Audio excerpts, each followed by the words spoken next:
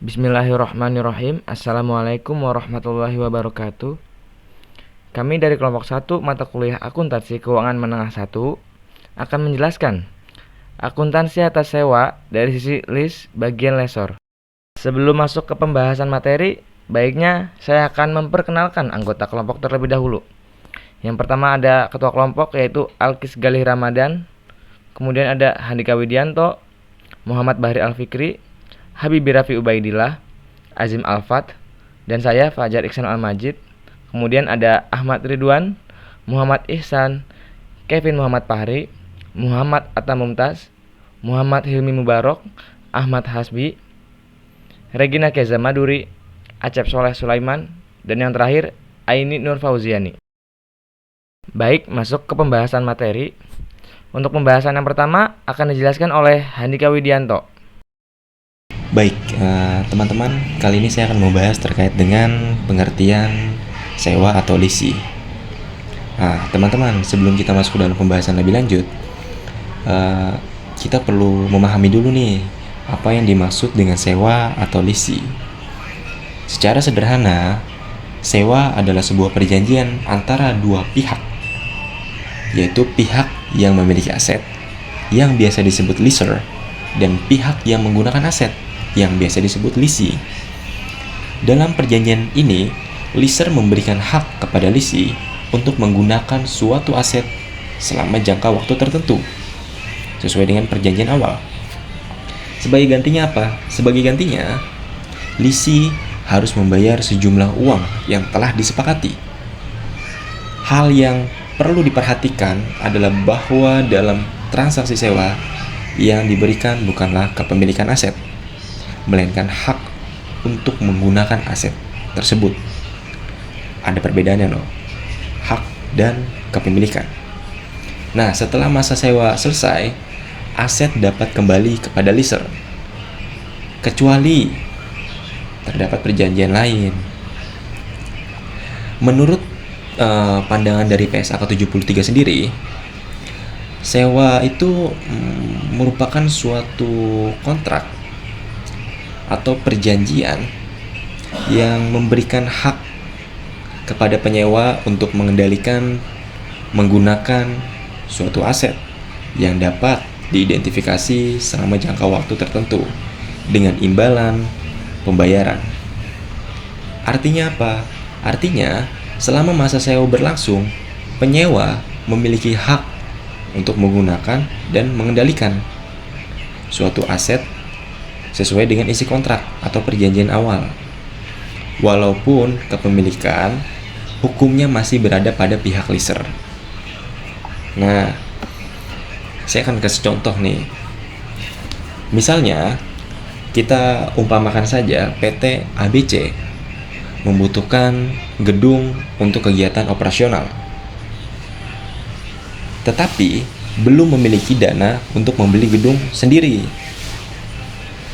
Akhirnya, PT ABC mengambil keputusan untuk menyewa gedung milik PT XYZ selama 5 tahun dengan biaya kurang lebih 200 juta per setiap tahun. Nah, selama 5 tahun tersebut, PT ABC bebas menggunakan gedung sesuai dengan isi kontrak atau perjanjian awal. Namun, seperti yang saya katakan sebelumnya, kepemilikan gedung tetap berada pada pihak leaser atau si pemilik, yang dimana pihak leaser ini adalah PT XYZ. Jadi kita perlu pahami perbedaan antara kepemilikan dan hak. Mungkin seperti itu penjelasan dari saya, kurang lebihnya akan dilanjutkan oleh rekan saya. Terima kasih Handika. Baik, penjelasan selanjutnya akan dijelaskan oleh Muhammad Bahri Alfikri. Oke, di sini saya akan menjelaskan tentang pihak-pihak dalam akuntansi sewa lease dari sisi lessor. Yang pertama ada lessor. Lessor adalah pihak yang memiliki aset dan memberikan hak penggunaan aset tersebut kepada pihak lain untuk jangka waktu tertentu. Contohnya yaitu PT Adira Dinamika Multi Finance sebagai perusahaan leasing kendaraan. Yang kedua ada lease. Lease adalah pihak yang menggunakan aset milik lessor berdasarkan perjanjian sewa. Contohnya perusahaan atau individu yang menyewa kendaraan, gedung, atau mesin. Yang ketiga ada supplier. Supplier adalah pihak yang menyediakan aset yang nantinya disewakan oleh lessor kepada leaser. Contoh Toyota Astra Motor sebagai pemasok kendaraan leasing. Yang keempat ada pihak pembiayaan.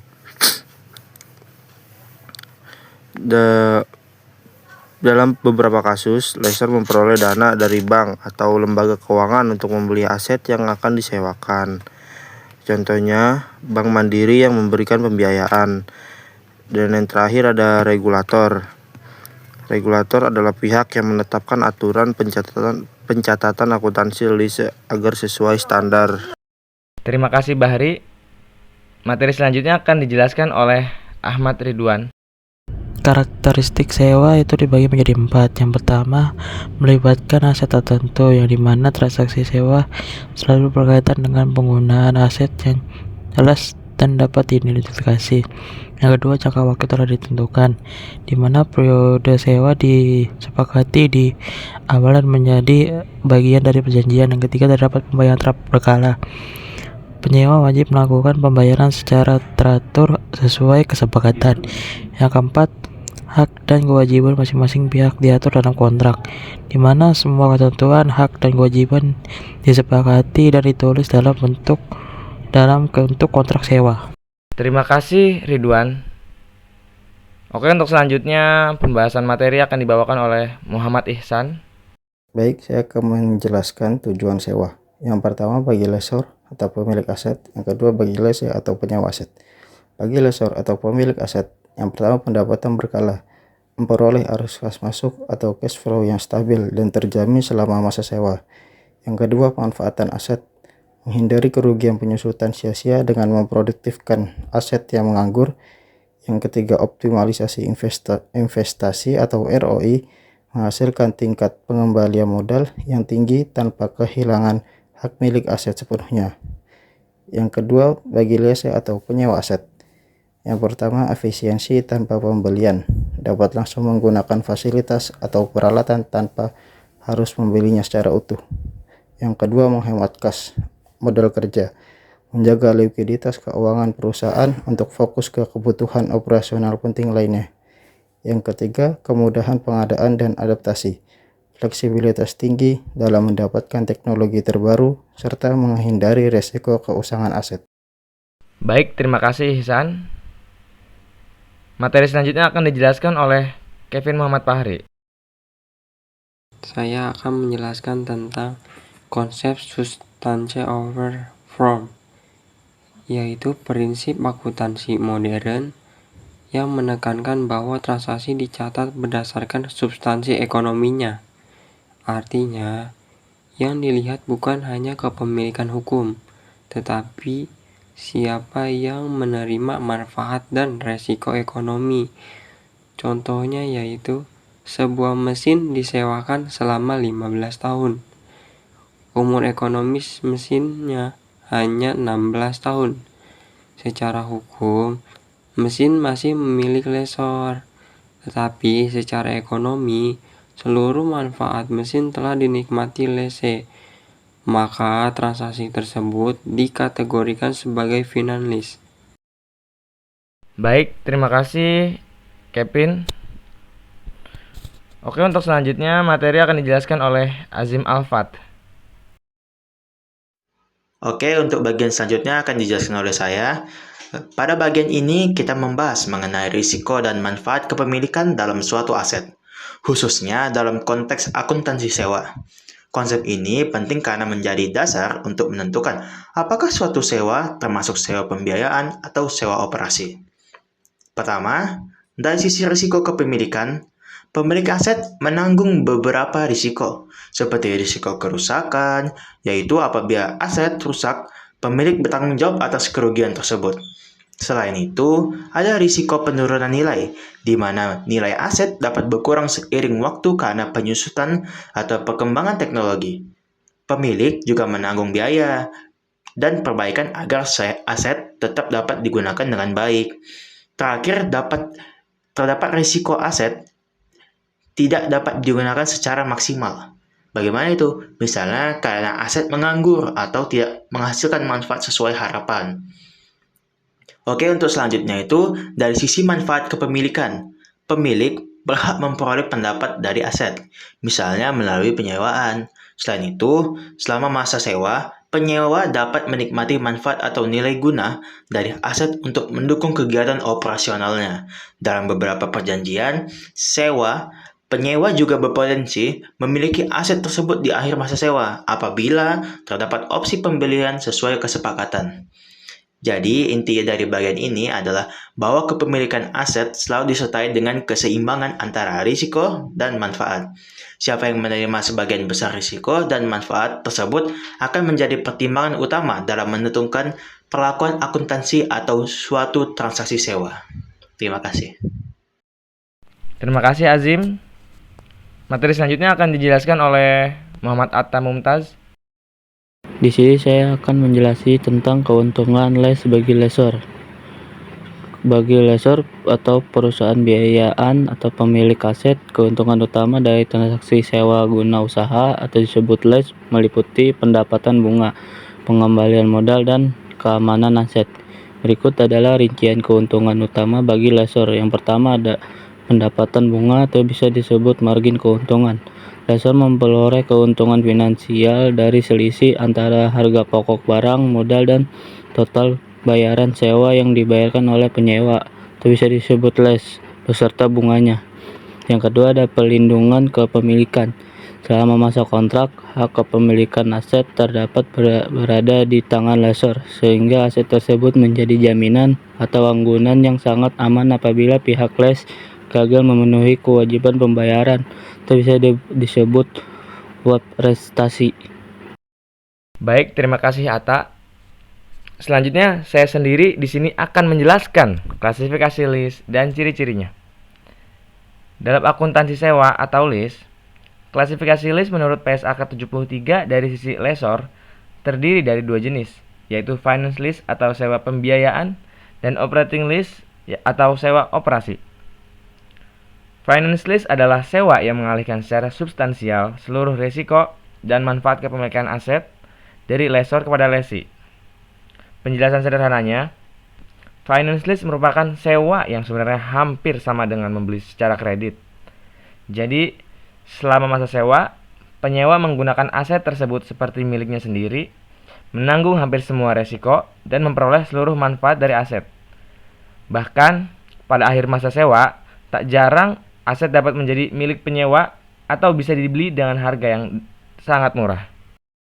Berbeda dengan operating lease atau sewa operasi, operating lease adalah sewa yang tidak mengalihkan secara substansial risiko dan manfaat kepemilikan aset kepada lessee. Penjelasan sederhananya, operating lease merupakan sewa biasa atau seperti rental. Jadi, penyewa hanya menggunakan aset untuk sementara waktu.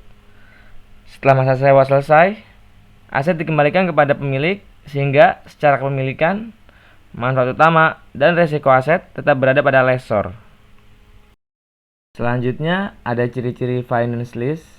Yang pertama yaitu kepemilikan aset berpindah dari akhir masa sewa, yang artinya setelah masa sewa selesai dan semua pembayaran telah dilakukan, aset tersebut menjadi milik penyewa.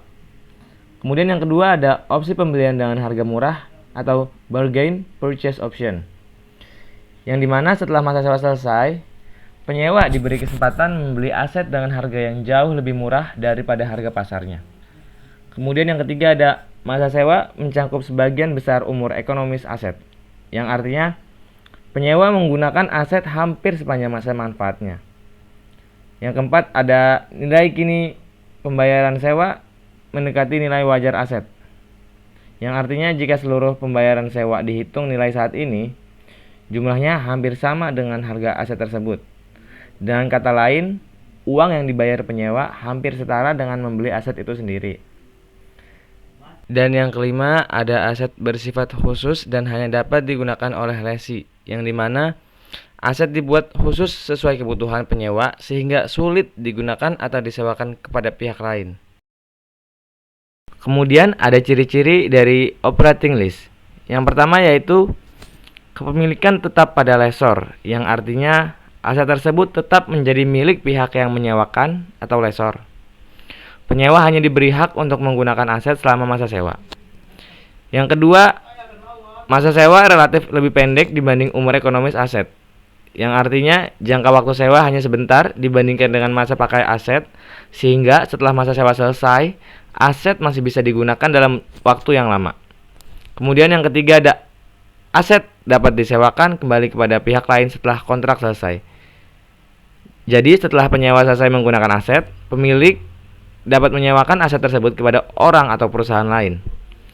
Yang keempat ada lessor tetap mencatat penyusutan aset, yang artinya karena aset masih menjadi milik lessor, maka lessor yang menghitung dan mencatat penyusutan aset setiap periode.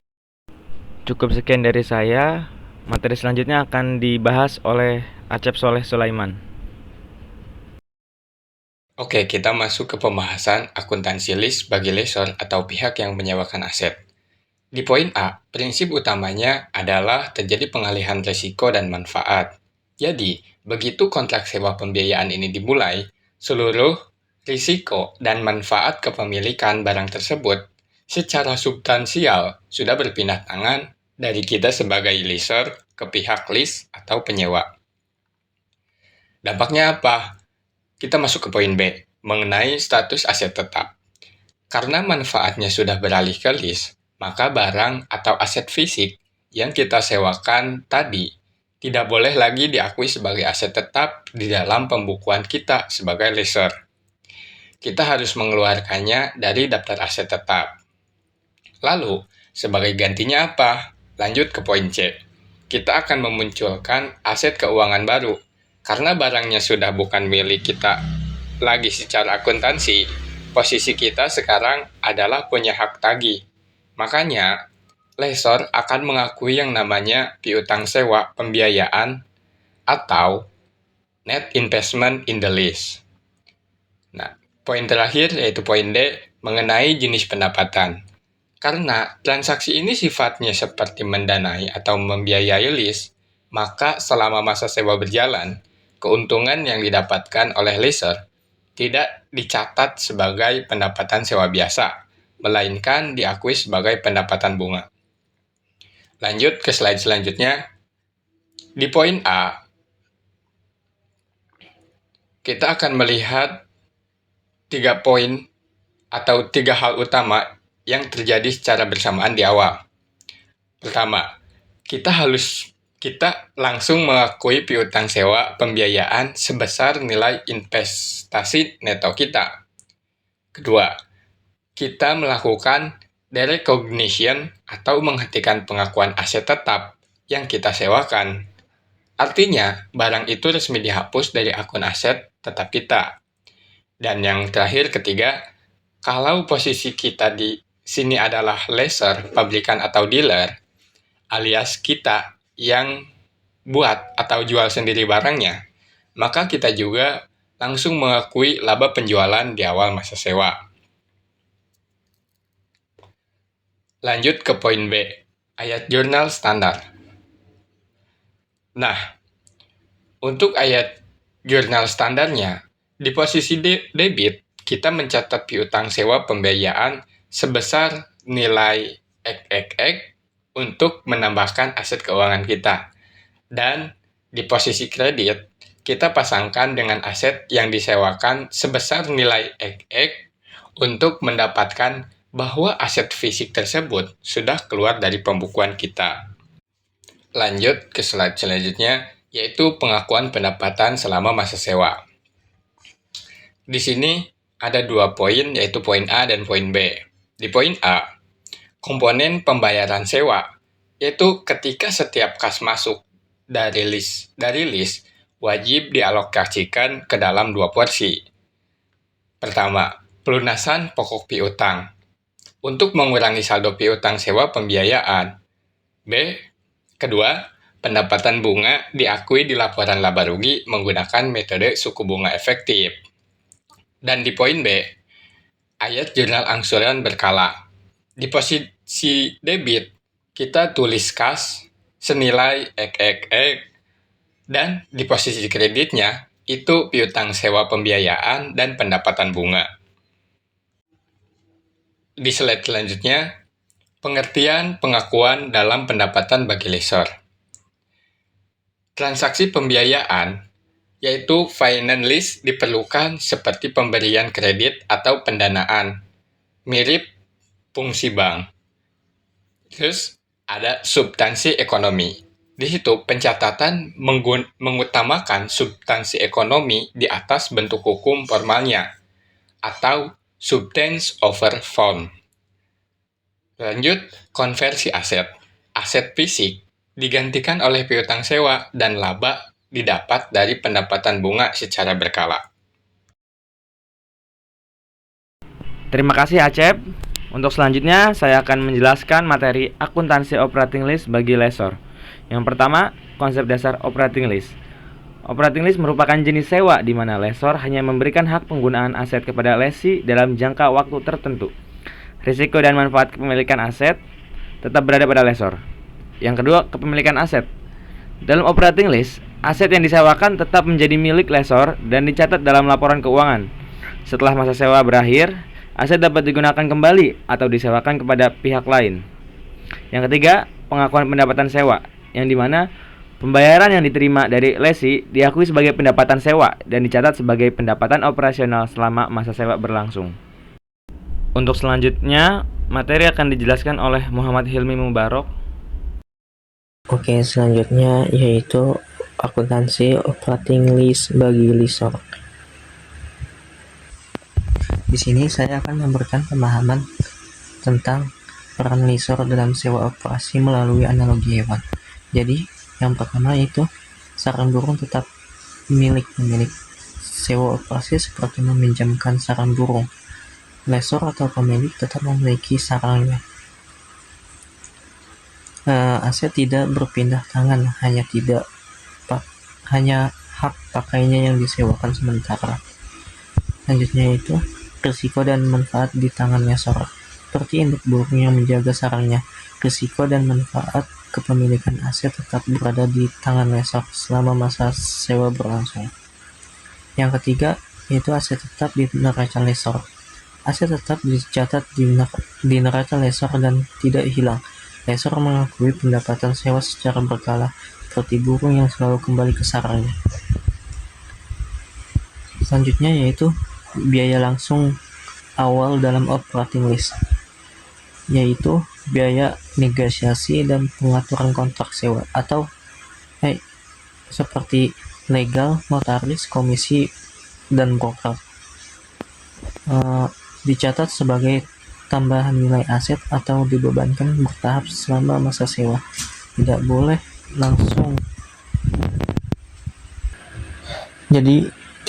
langsung dibebankan sekaligus, seperti burung membangun sarang dengan hati-hati sebelum menetap.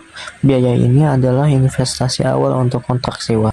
Selanjutnya, yang terakhir yaitu biaya pemeliharaan dan asuransi. Biaya perawatan seperti biaya perawatan rutin, perbaikan, dan asuransi ditanggung oleh lessor, dicatat sebagai beban operasional pada periode terjadinya.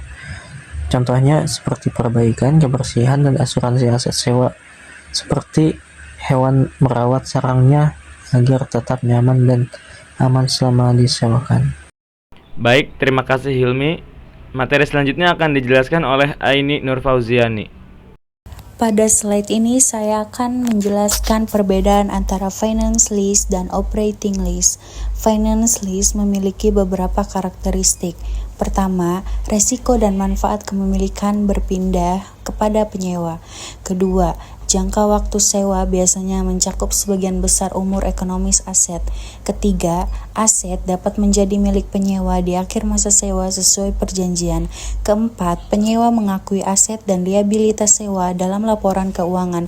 Dan yang terakhir, finance lease bertujuan sebagai pembiayaan untuk memperoleh aset. Berbeda dengan finance lease, pada operating lease, risiko dan manfaat kepemilikan tetap berada pada lessor atau pemilik aset. Jangka waktu sewanya relatif lebih pendek dari umur ekonomis aset. Setelah masa sewa berakhir, kepemilikan aset tetap berada pada lessor. Selain itu, penyewa hanya mengakui beban sewa selama masa sewa berlangsung. Oleh karena itu, operating lease bertujuan untuk menggunakan aset sementara tanpa memilikinya. Jadi, perbedaan utama antara finance lease dan operating lease terletak pada perpindahan risiko, manfaat, dan kepemilikan aset. Terima kasih Aini. Materi selanjutnya akan dijelaskan oleh Habibi Raffi Ubaidillah.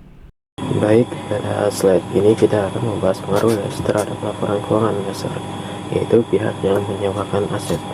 Pelakuan akuntansi LES bergantung pada klasifikasinya, yaitu finance LES dan operating LES.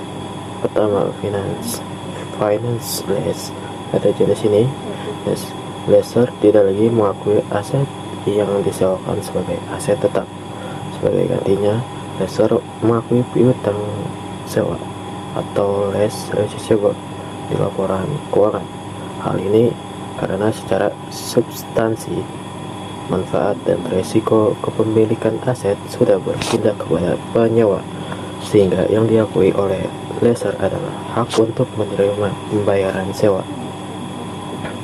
Sedangkan pada operating lease, aset yang disewakan tetap diakui sebagai aset tetap di laporan keuangan lessor.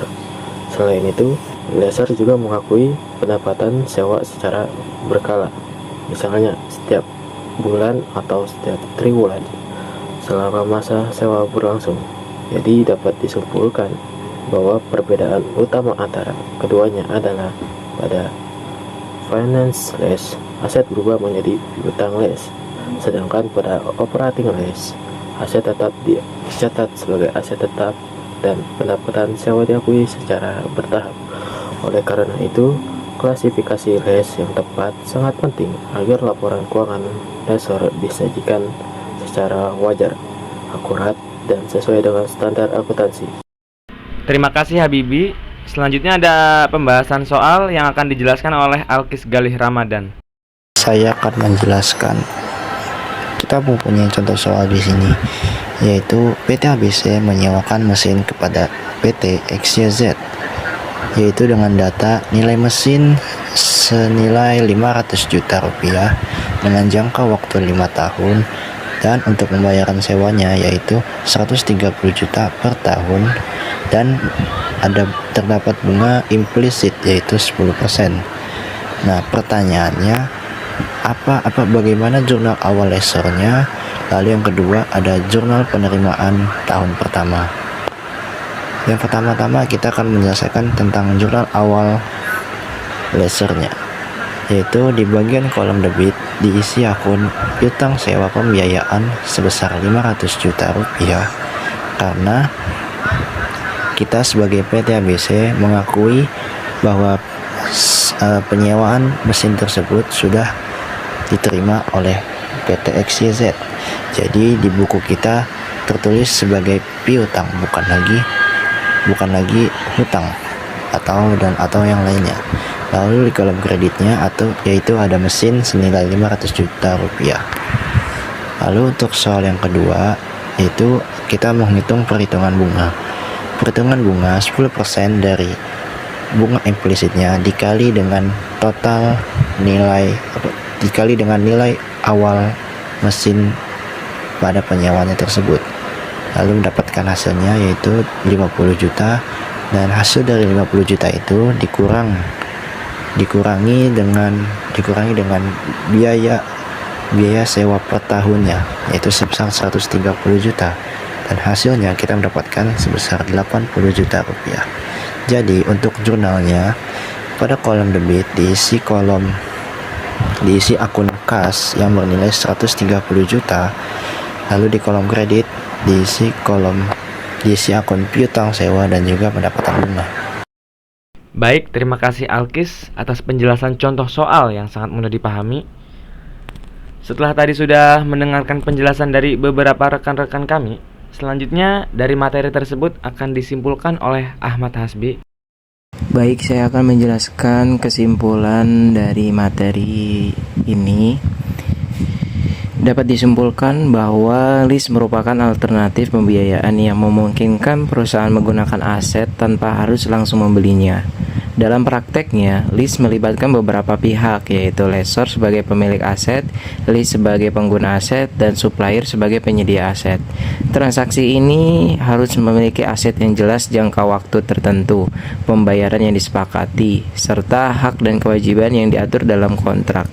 Dari sudut pandang ekonomi, pencatatan lease tidak hanya melihat bentuk hukumnya, tetapi juga substansi ekonominya.